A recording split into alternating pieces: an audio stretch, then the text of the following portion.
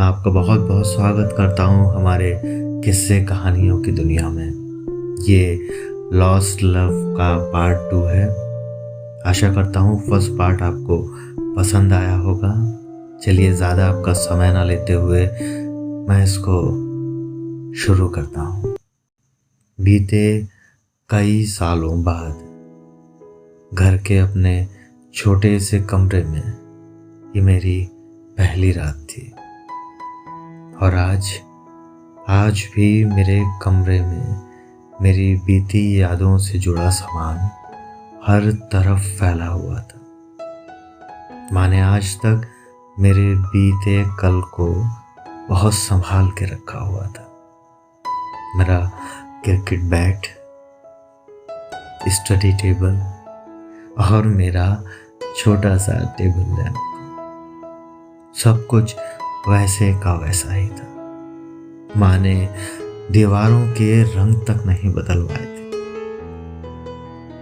कुछ ऐसा सा महसूस हो रहा था जैसे समय वहीं का वहीं रह गया हो और मैं अकेले ही बहुत आगे चला गया और जैसे कई सालों बाद मैं वापस आ गया हूँ। सालों बाद मेरे कमरे में ये मेरी पहली रात थी। ये पहली रात मेरे लिए किसी रोमांच से कम न थी। एक एक कर मैं अपनी उन यादों को बार बार निहार रहा था जो मेरे बीते जिंदगी का हिस्सा थी। मैं और उस याद को दोबारा जी लेना चाहता था जिनसे दूर भागते भागते मैंने सालों बिता दिए थे। उस रात नींद कहाँ आने वाली थी मुझे। कमरे में मैं अपनी बीती जिंदगी के उन बीते एहसासों को बार बार हर बार निहार रहा था जो कि कहीं ना कहीं सिमी से भी जुड़े थे। यूं ही रात कब आंखों में गुजर जाती है कुछ पता ही नहीं चलता। सुबह हो चली थी और घर में पड़ोसियों का मानो जैसे तांता सा लग गया था कि हर कोई देखना चाहता था कि इतने सालों बाद शर्मा जी का लड़का कैसा दिखता है। और मैं सालों अकेले जिंदगी गुजार चुका भीड़ भाड़ का बिल्कुल भी आदी ना था। जैसे तैसे मैं अपनी जान छुड़ा के घर से आ निकलता हूँ। कुछ अकेले समय बिताना चाहता था और आज शाम की पार्टी के लिए खुद को तैयार भी तो करना था। कुछ पल यूं ही सड़कों पे घूमते हुए महसूस हुआ कि मैं नहीं, ये शहर भी बहुत बदल चुका है। तो चौराहा जहाँ मैं और सिमी अक्सर पानी पूरी खाया करते थे, अब वहाँ छोटे छोटे रेस्टोरेंट खुल चुके थे और हमारा गार्डन जहाँ मैं और सिमी और मेरे दोस्त घंटों यूं ही बैठे बैठे बिता दिया करते थे, अब वहाँ एक खूबसूरत सा शॉपिंग कॉम्प्लेक्स खोला जा चुका था। कानपुर के इस छोटे से हिस्से ने काफी तरक्की कर ली थी। यूं ही पल भर के लिए अपनी यादों से रूबरू हो मैं घर की ओर कदम बढ़ाता हूँ।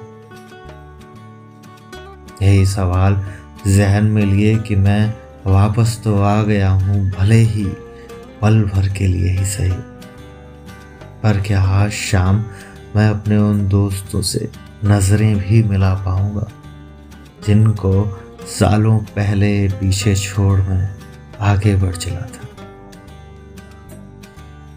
क्योंकि मैं डरपोक तो ये भी नहीं कह सकता था कि मोहब्बत में मिली हार ने इस कदर मुझे तोड़ दिया था कि अकेलेपन और उदासी की जिंदगी चुनना मैंने जैसे सही सा समझा हो।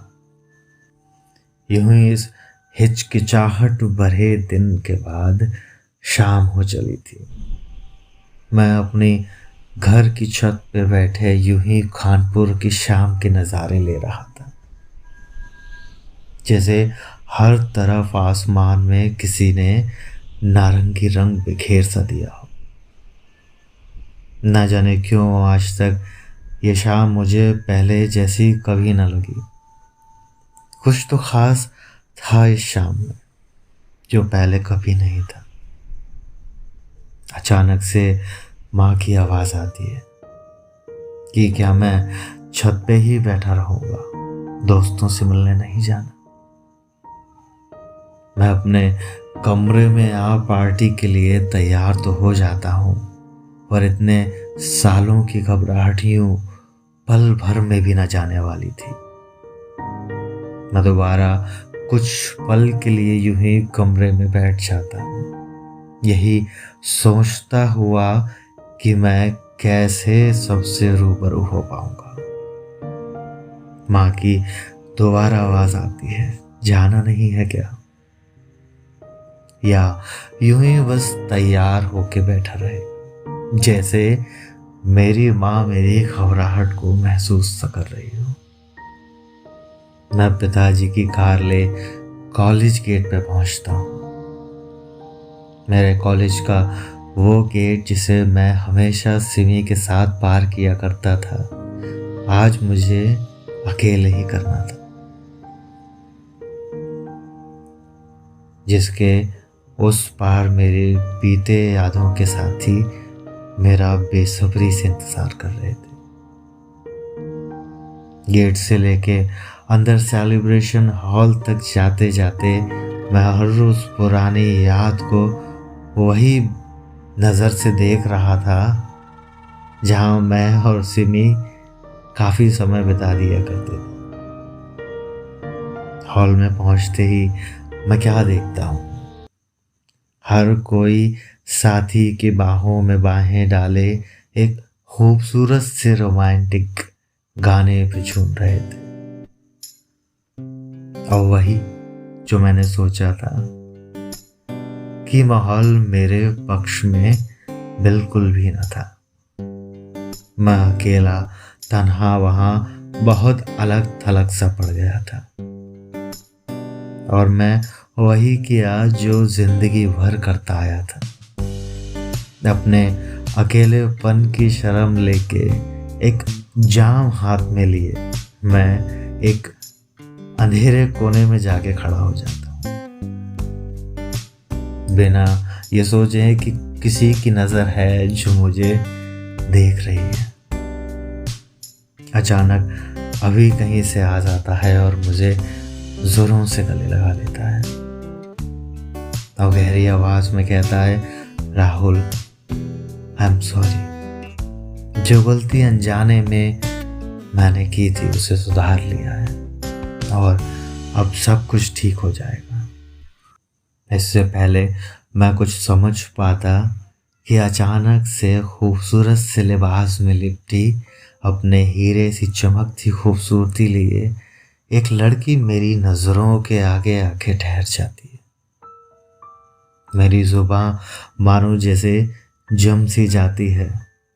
वो कोई और नहीं, सिमी थी। उसके हुस्न की चमक के आगे पार्टी की रौनक फीकी से लग रही थी। मेरी आंखों को जैसे यकीन सा नहीं हो रहा था कि ये सिमी मेरी सिमी है।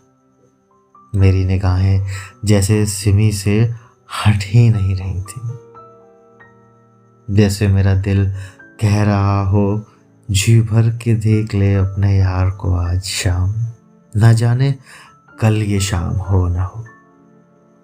और सिमी भी मेरी तरफ बस नजरें भर भर के यूं ही देखे जा रही थी।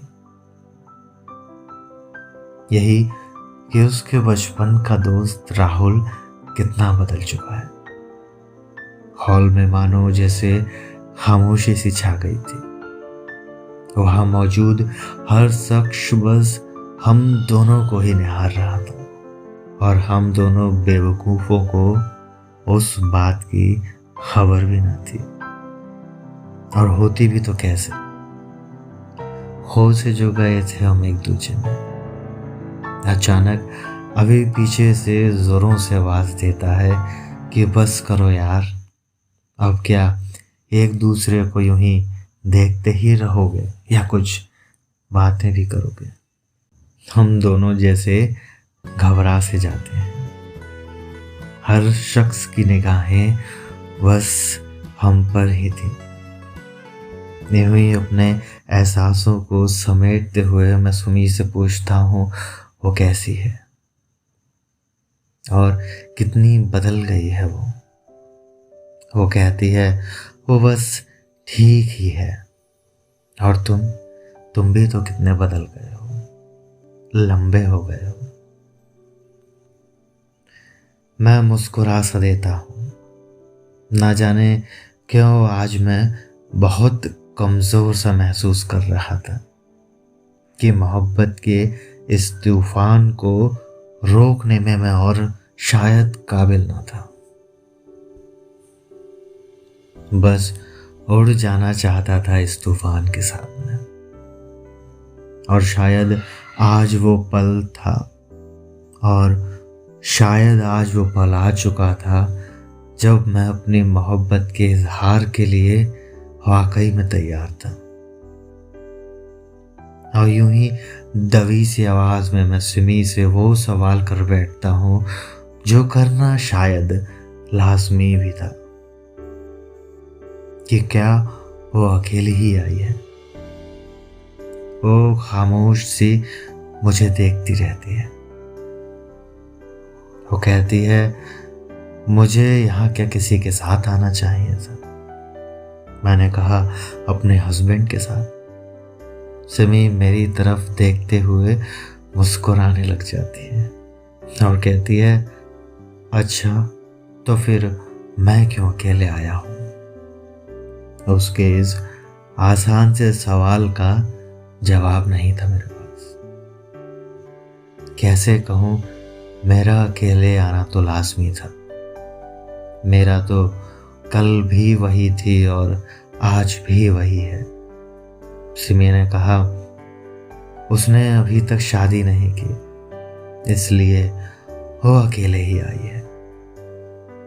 मेरे जहन में हजारों सवाल जैसे घूमने से लग जाते हैं। मैंने पूछा आखिर क्यों। उसने प्यार भरी निगाहों से मेरी तरफ देखते हुए कहा कि जो उससे मोहब्बत करता है आज तक उसे इजहार कर ही ना सका।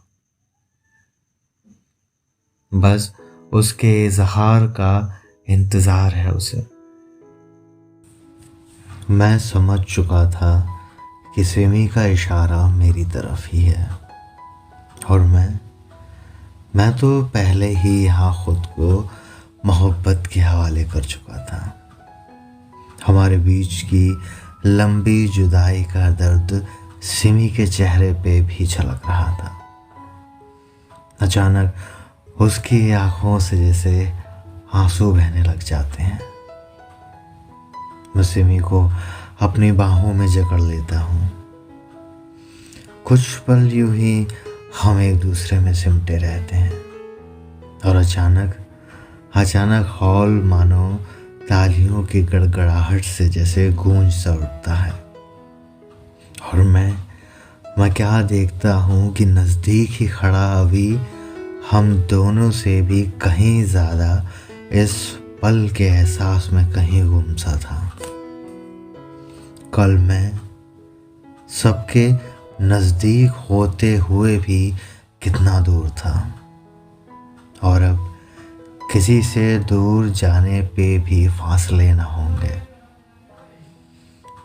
मुझे मेरे अतीत के खोए हुए वो सारे पन्ने मिल चुके थे कि मैं कह सकूं अब कुछ भी ऐसा नहीं जो अधूरा हो। जल्द ही मैं और सिमी शादी करके अपना घर बसा लेते हैं, और वापस मैं सिमी को लेके ऑस्ट्रेलिया लौट जाता हूँ।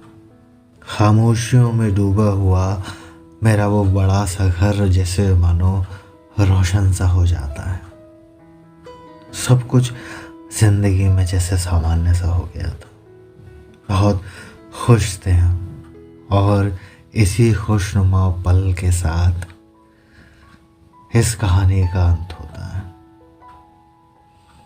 आपके ज़िंदगी में कभी कोई सिमी आई हो या हो तो कमेंट करके शेयर ज़रूर कीजिएगा, और कहानी अच्छी लगी हो तो लाइक कीजिएगा, सब्सक्राइब कीजिएगा। आपके सपोर्ट का बहुत ज़रूरत है हमें।